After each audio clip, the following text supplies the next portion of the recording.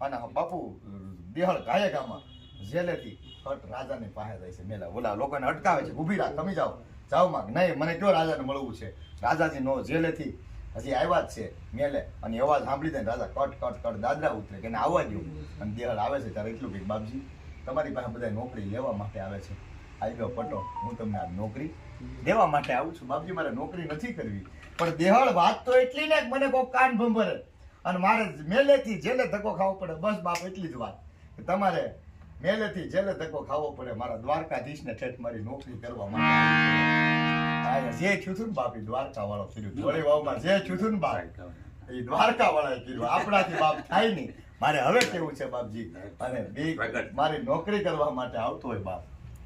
તમારો પેટ ભરવા આવશે બાપજી તો સબને દેખ આવી બધી વાત આ બાપુ તમને જે દ્વારકાથી છે દેખાડ્યું મારી દીકરો આપના